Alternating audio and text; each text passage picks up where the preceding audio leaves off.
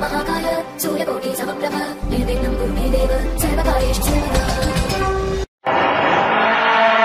जब रात होती है तो हम एक दिया जला लेते हैं और उसकी रोशनी में खुद को महफूज समझते हैं, मगर उस रोशनी के परे जो अंधेरा है वो अपने अंदर बहुत सारी कहानियां समेटे हुए है और इन्हीं कहानियों को आप पर लेकर आता है।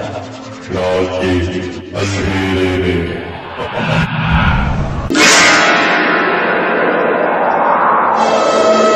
तुम लोगों के साथ कभी ऐसा हुआ है कि सुबह सुबह तुम किसी रमणीय सुंदरी को देखो मगर तुम्हारा मन डर से कांप उठे?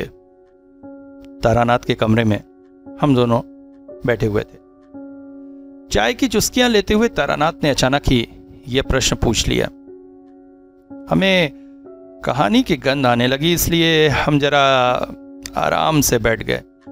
किशोरी बोला, ऐसा तो कभी नहीं हुआ तारानाथ, आपके साथ कभी हुआ? एक बार हुआ था, उसी के बारे में बताता हूं।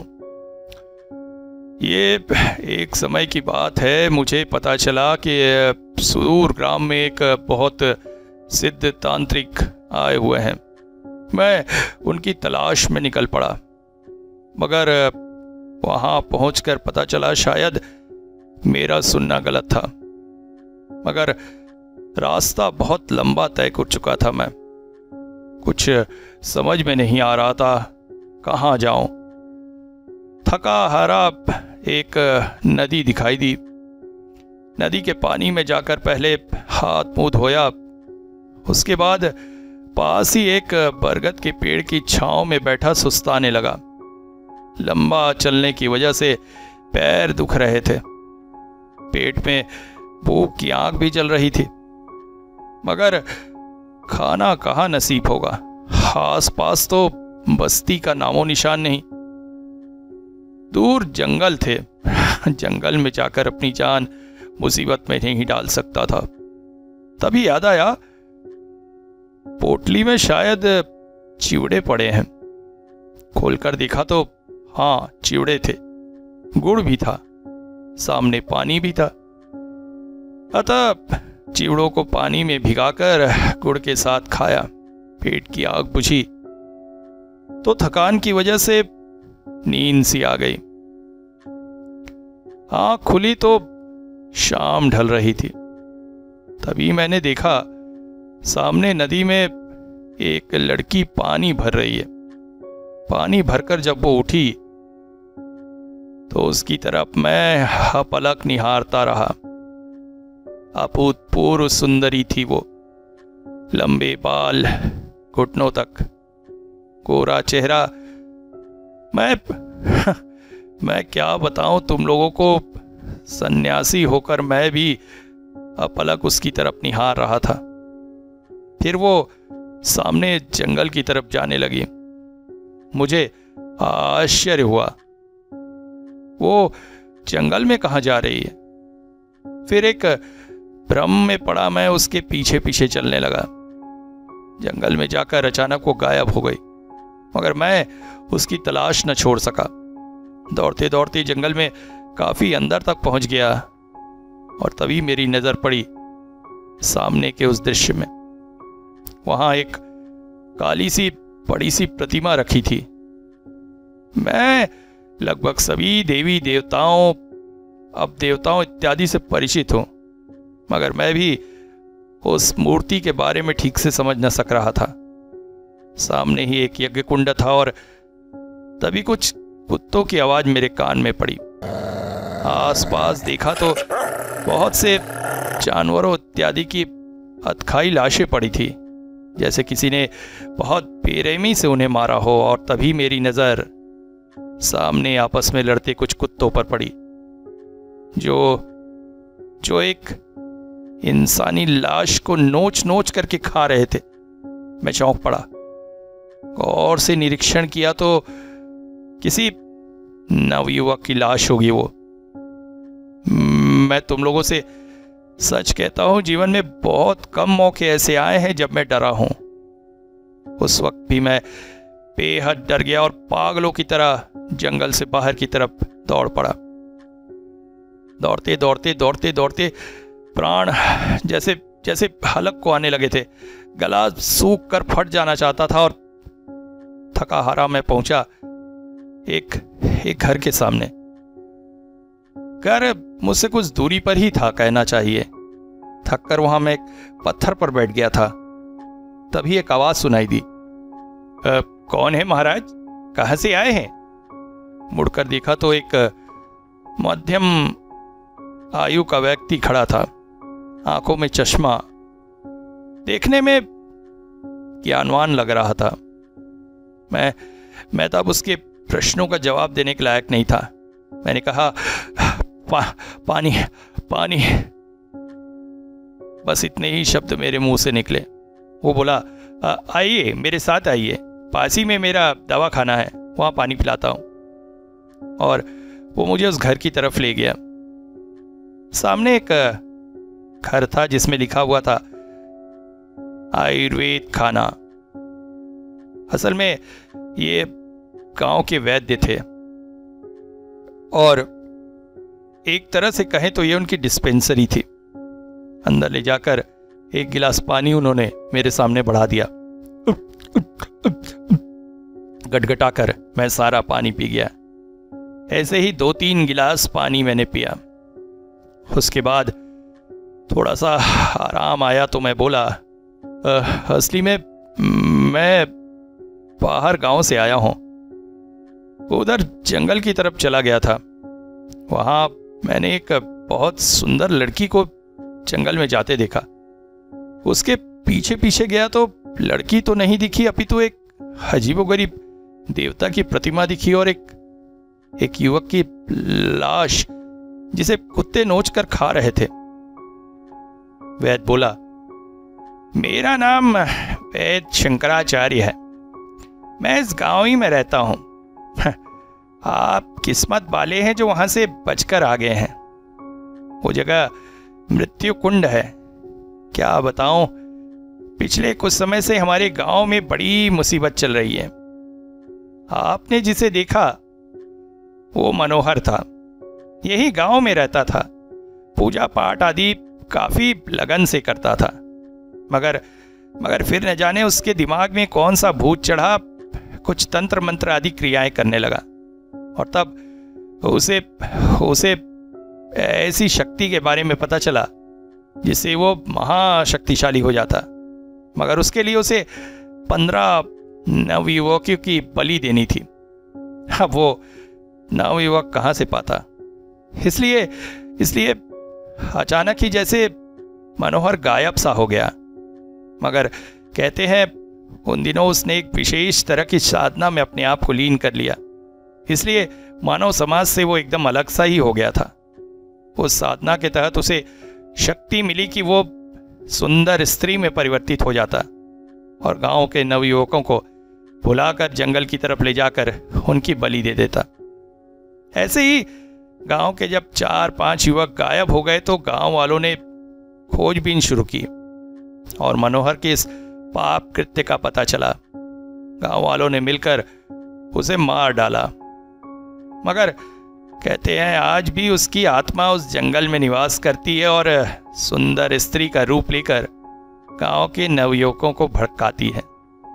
अब पिछले दिनों ही गांव के पांचू हलदार के बेटा सुरेन गायब है। मामा के घर जाने को निकला था मगर मामा के घर ना पहुंचा। पांचू भी उसके बाद से ही गायब है। पता नहीं पांचू कहां गया। मुझे लगता है आपने पांचू के बेटे की लाश को देखा है। मैं चौंक पड़ा। अरे ये सब क्या बात है? अच्छा, मैं गांव में जाकर जरा और जानकारी लेना चाहता हूं। नहीं महाराज, आप गांव की तरफ न जाएं। अरे कैसी बात करें? मैं गांव वालों का भला करना चाहता हूं।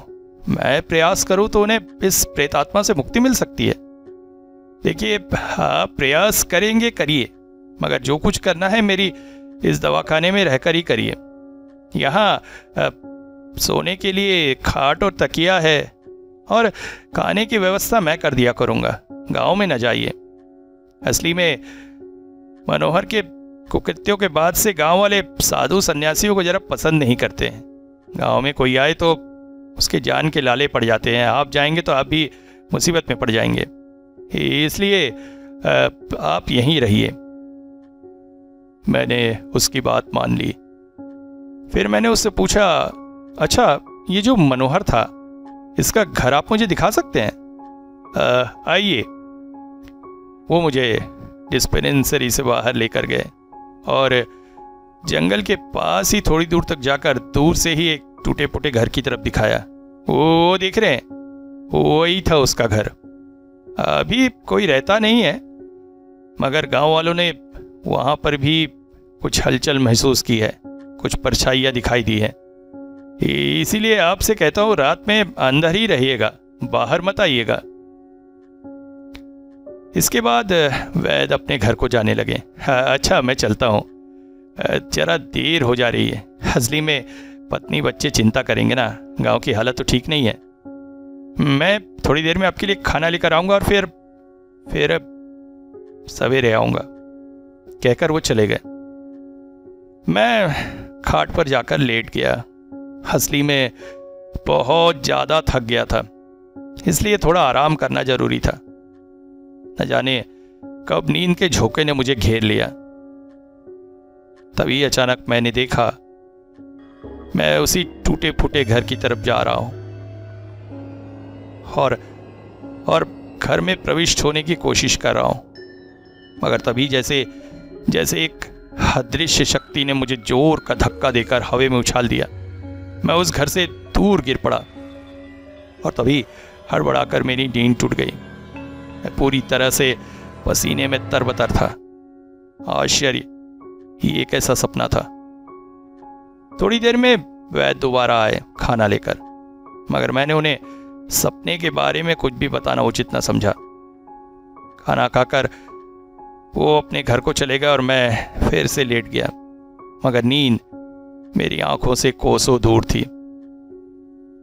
मैं चुपचाप दवाखाने से बाहर निकला और उस टूटे फूटे घर की तरफ चल पड़ा।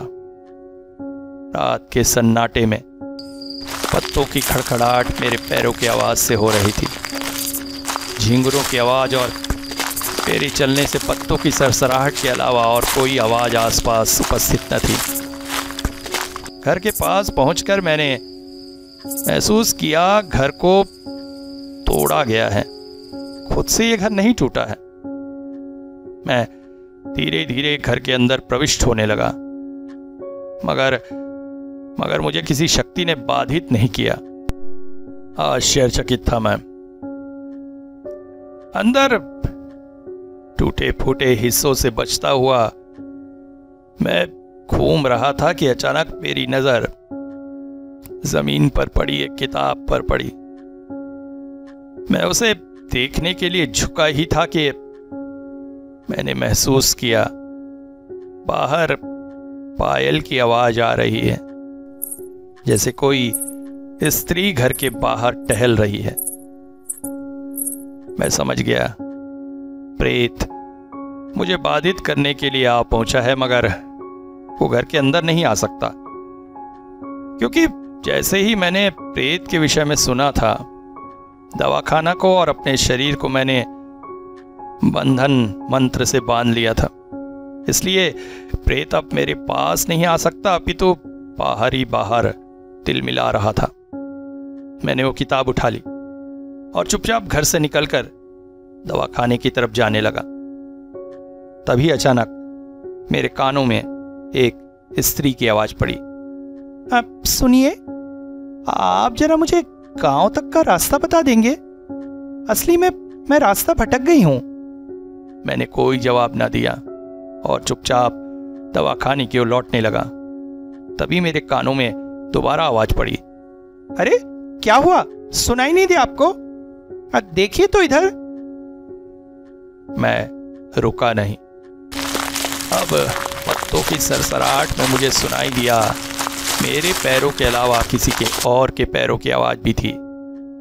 प्रेत मेरे पीछा ले रहा था। मैंने अपनी चाल बढ़ा दी। तभी पीछे से आवाज आई, जा जा, मगर तू मेरा कुछ नहीं बिगाड़ सकता, समझा? मैं चुपचाप दवाखाने में आ गया।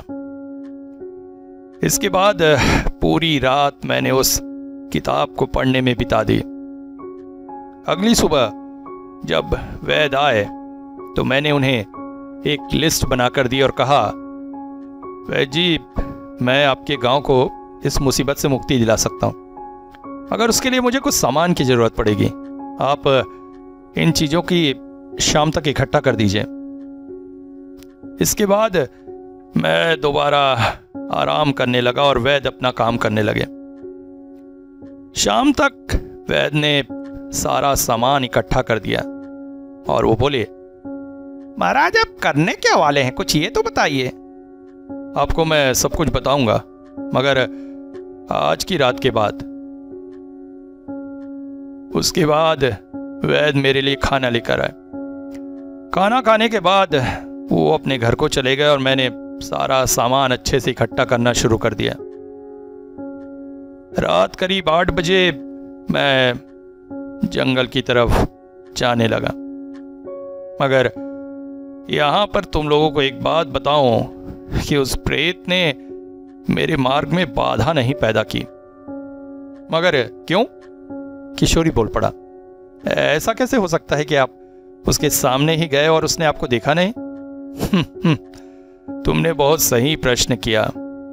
असली में जिस किताब को मैं पढ़ रहा था वो वही किताब थी जिसकी साधना के द्वारा मनोहर ने वो शक्ति प्राप्त की थी और उसमें वो साधना पद्धति लिखी थी। मैं भी उस साधना को करके पहले शक्तिशाली बनना चाहता था और फिर मनोहर का सामना करना चाहता था। उसमें एक विशेष तरह का मंत्र लिखा था, जिस मंत्र का जाप करते ही जाप पूर्ण होते तक मेरे शरीर में एक अद्भुत शक्ति आ जाएगी, जिसके चलते मैं उसे दिखाई नहीं दूंगा, अतः वो मेरे किसी भी काम को रोक नहीं पाएगा। मैं चुपचाप जंगल में पहुंच गया। जंगल में ठीक उसी मूर्ति के सामने मैंने सारे सामान रखे और एक गोला बनाकर उसे अभिमंत्रित कर बैठकर उस विशेष मंत्र का जाप करने लगा। मगर तभी अचानक जैसे जंगल का पूरा परिवेश बदल गया। तेज आंधियां चलने लगी और अचानक ही मेरे पास का पेड़ की एक मोटी सी डाली बिल्कुल मेरे पास आकर गिरते गिरते बची। मैं अत्यधिक भयभीत उठा और पागलों की तरह वहां से बचकर निकलने लगा। आंधी जैसे पूरे जंगल को हिलाकर मेरे ऊपर ही गिरा देना चाहती थी। किसी तरह से प्राण बचाकर भागता भागता मैं नदी किनारे पहुंचा। यहाँ पर पेड़ पौधों की संख्या ज़्यादा नहीं थी। थका हारा मैं नदी की ज़मीन पर ही गिर गया। थकान की वजह से कब नींद आ गई मुझे पता ही न चला। सवेरे जब नींद खुली तो मैं उठकर वापस जंगल की तरफ आने के लिए बढ़ा ही था कि मुझसे कुछ दूरी पर वही रमणीय सुंदरी खड़ी थी। खुले केश, अप्रतिम सुंदरता, मगर उसे देखकर मेरा पूरा शरीर जैसे कांप रहा था डर के मारे। पसीने से मेरा हालत खराब थी। सुबह की इस लालिमा भरी आकाश छटाओं में भी उस रमणीय सुंदरी को देखकर मेरा मन भयभीत हो उठा था। कुछ ही पलों में वो गायब हो गई।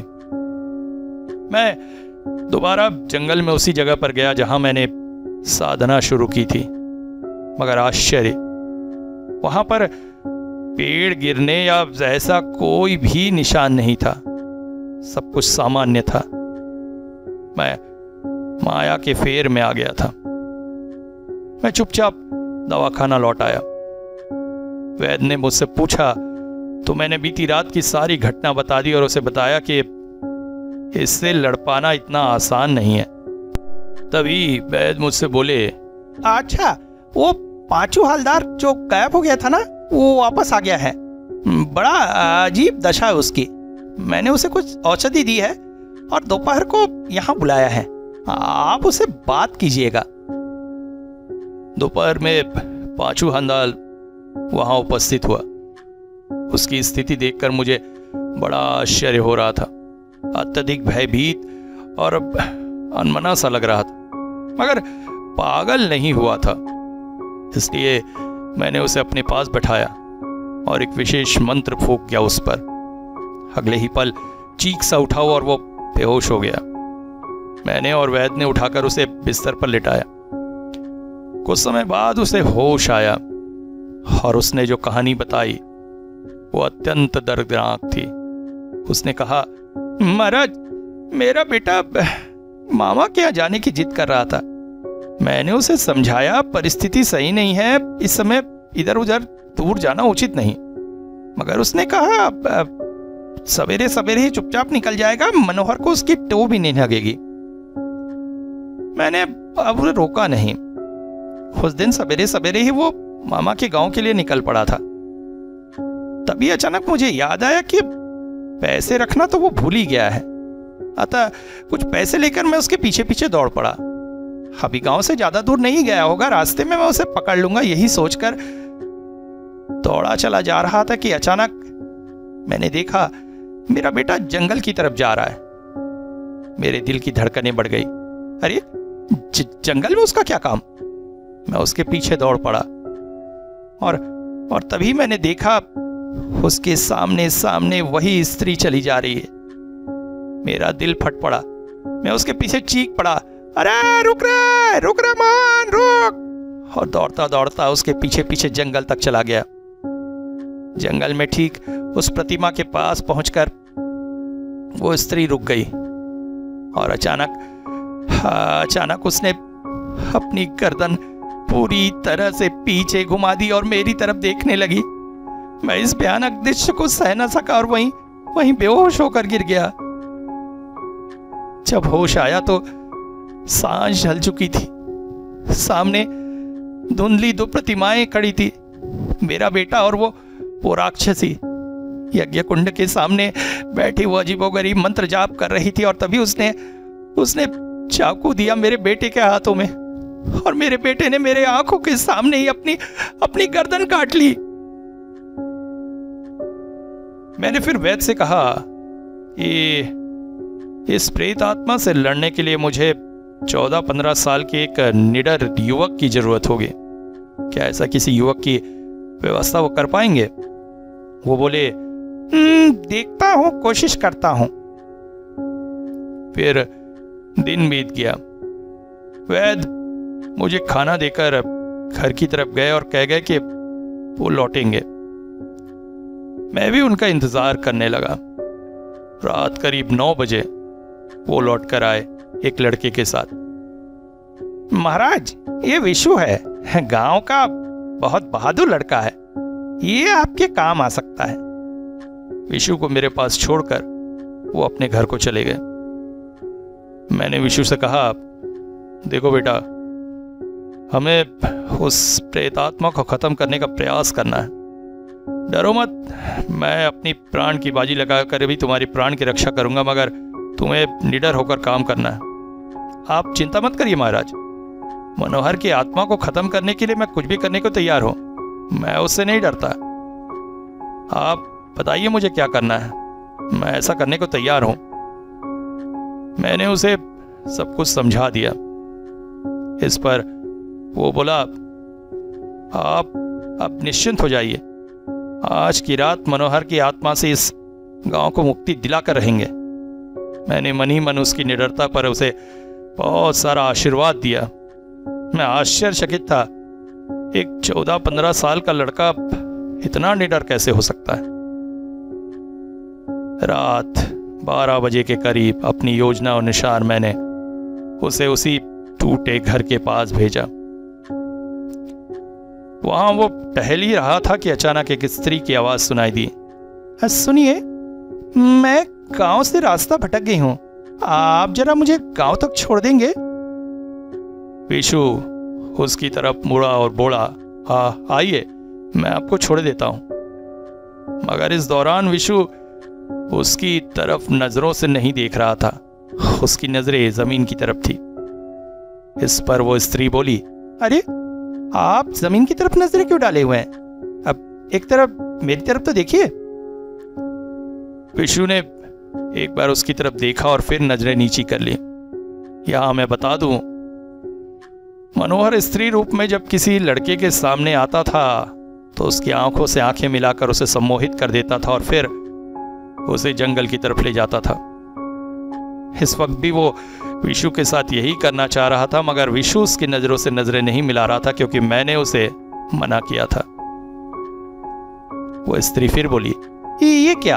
आप मेरी तरफ देख क्यों नहीं रहे? क्या मैं आपको सुंदर नहीं लग रही? आप सुंदर हैं, चलिए गांव की तरफ। नहीं, पहले आप मुझे बताइए मैं आपको अच्छी लगी कि नहीं, और एक बार अच्छे से मेरी तरफ देखिए तो। अचानक ही विशु ने उसकी तरफ गौर से देखा और उसकी नजरों से नजरें मिल गई। अगले ही पल काठ की पुतली की तरह विशु उस औरत के पीछे पीछे जंगल की तरफ जाने लगा। मैं भयभीत हो गया। ये क्या हुआ? विशु को मैंने खबरदार किया था और उसने मेरी चेतावनी नहीं मानी। इसका मतलब वो प्रेत के जाल में फंस चुका है। मैं तेज कदमों से उनके पीछे पीछे जाने लगा। मैंने देखा वो विशु को जंगल की तरफ लेकर गई और फिर यज्ञ कुंड के सामने पहुंचकर उसने विशु को बैठने का इशारा किया। विशु चुपचाप वहां बैठ गया। मैं उस प्रतिमा के पीछे छुपा सब कुछ देख रहा था। मेरा मन अत्यधिक भयभीत हो रहा था, कहीं मेरी योजना उल्टी ना पड़ जाए। ऐसा हुआ तो मुझे इस लड़ाई में प्रत्यक्ष कूदना होगा, चाहे मेरी जान ही क्यों न जाए। मगर न जाने मेरा मन क्यों कह रहा था कि विशु जो कुछ कर रहा है वो हमारी योजना के अनुसार ही है, वो प्रेत के जाल में नहीं फंसा है। इसलिए मैं इंतजार करने लगा। यज्ञ कुंड के आगे बैठकर वो स्त्री अजीबोगरीब मंत्रों का उच्चारण कर रही थी। सुनसान वीरान जंगल में वो मंत्र अत्यंत भयंकर रूप से गूंज रहे थे। फिर अचानक उसने विशु को एक बड़ी सी कटारी दी और कहा, लो अब अपनी गर्दन काट लो। विशु के हाथ उसकी गर्दन की तरफ बढ़ने लगे। मैं मन ही मन अत्यधिक भयभीत हो रहा था। तभी अचानक मैंने देखा विशु ने अपनी गर्दन नहीं काटी। क्या हुआ? काट क्यों नहीं रहे? मेरी बात नहीं मानोगे? मगर विशु के हाथ स्थिर थे। अब मेरे लिए समय था। मैं प्रतिमा से बाहर निकल आया। दुष्ट पापी, अब तेरा अंत निकट है। अब तो कुछ नहीं कर सकता। अब मैं तुझे खत्म कर दूंगा। तांत्रिक, बहुत बड़ा तांत्रिक है तू, हा? मुझे नष्ट करेगा? चला देखते हैं क्या कर सकता है तू। बस और कुछ ही देर, उसके बाद मैं परम शक्तिशाली हो जाऊंगा। लो गला काटो अपना। मैं भी हंस पड़ा। अपने आसपास देख पहले, उसके बाद मुझसे बात कर। तभी उसने आसपास देखा और अचानक चीख सा पड़ा, नहीं नहीं, ये क्या, ये कैसे किया तूने, दुष्ट पापी। तभी चारों ओर से वो समस्त आत्माएं जिनको उसने बलि दी थी वहां प्रकट होने लगी। वो चीखता चला गया, नहीं नहीं, तुम लोग यहाँ नहीं आ सकते, जाओ जाओ, मेरी साधना मत तोड़ो, जाओ। मगर कोई भी शक्ति उसके वश में न थी। वो समस्त मृत आत्माएं धीरे धीरे उसकी तरफ बढ़ने लगी। उनमें इतनी ताकत थी कि वो अपने आप को छुड़ाने में असमर्थ था। तभी अचानक वो काली मूर्ति टूटकर यज्ञ कुंड में गिर गई। यज्ञ कुंड की अग्नि बुझ गई और इसके साथ ही वो राक्षस भयानक रूप से चीख उठा, नहीं! और अगले ही पल सब कुछ शांत था। मैं विशु को लेकर वापस दवाखाने लौट आया और उसका धन्यवाद करके उसे वापस घर भेज दिया। अगली सुबह वैद्य जी आए तो उनके चेहरे पर चिंता के भाव थे। मैंने उन्हें देखकर कहा, क्या हुआ वैद्य जी? अच्छा, एक अच्छी खबर है, उस प्रेत से गांव को मुक्ति मिल गई है। क्या क्या कह रहे हैं आप? आपकी साधना सफल हुई? हाँ, वैसे आपका ही सबसे बड़ा योगदान था इसमें। अरे अरे क्यों शर्मिंदा कर रहे हैं? असली में कल रात को मैं आ ही नहीं पाया। अब जानते हैं, कल रात को गांव के जो पुजारी है ना, उनका बेटा अचानक गायब हो गया। उसी की तलाश करने में रात भर हम लोग व्यस्त थे। मगर रात में जो आप उस लड़के को साथ लेकर आए थे, कौन लड़का? मैं कल नहीं आ पाया था, मैंने कहा ना। मगर किस लड़के की बात कर रहे हैं आप? अरे आप ही तो लेकर आए थे गांव के लड़के विशु को। विशु? ये नाम आपको कैसे पता चला? यही नाम तो पुजारी के बेटे का है। सुनकर मैं आश्चर्यचकित था।